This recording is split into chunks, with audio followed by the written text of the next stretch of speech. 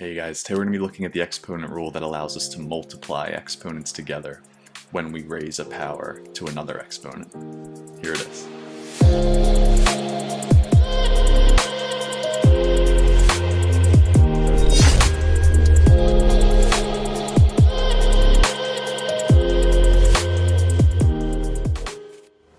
Alright guys, quick review here.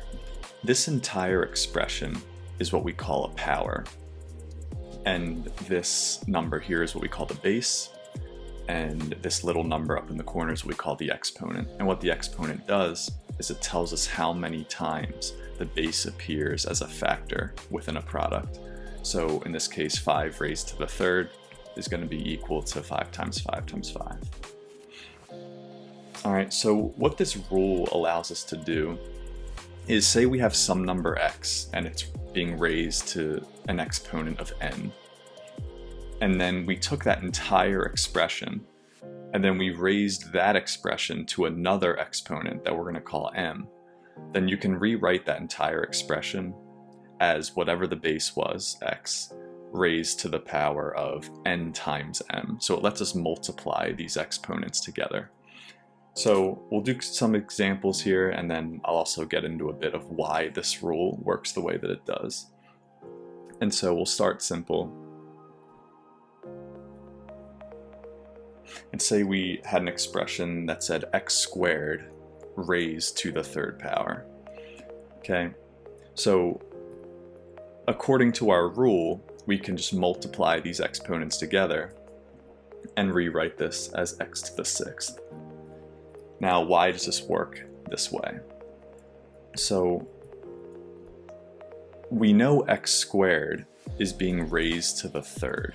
So this exponent here, this 3, is telling us that x squared is going to appear as a factor 3 times within a product. So I can write this as x squared times x squared times x squared. Alright, and now I'm just going to make a substitution. I know that x squared is x times x. So I'm going to rewrite this as x times x. There's my first x squared. And then I'm going to multiply it by another x times x. There's my second x squared. And then I'm going to multiply that by a third x times x.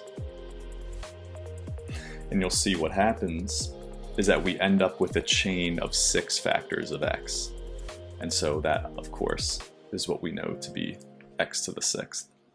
So that's why this rule works. All right, let's do another one. Okay, let's say we had an expression a to the 4th, all being raised to the 2nd power. So remember, this 2 is telling us that a to the 4th is going to be a factor twice within a product. So I can write this as a to the 4th times itself, times a to the 4th.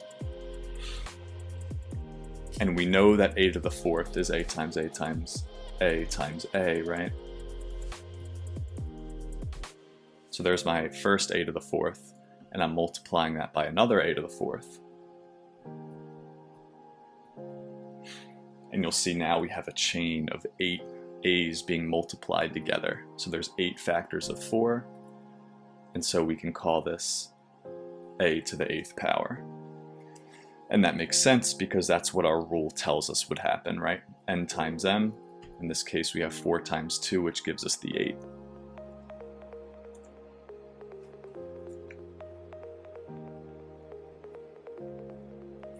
And as I mentioned with my other exponent rule videos, eventually you're going to get to examples where writing out these chains isn't practical.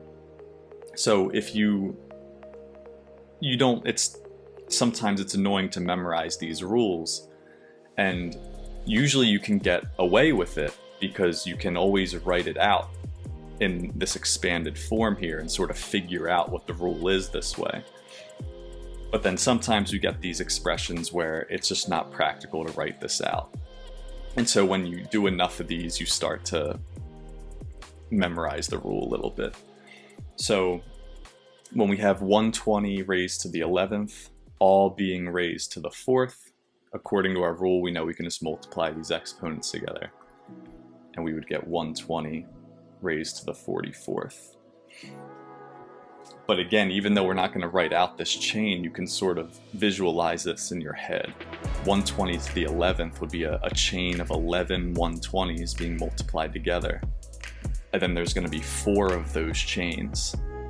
And so in your head, you could picture a chain of 44 factors of 120 being multiplied together. And that's where that comes from.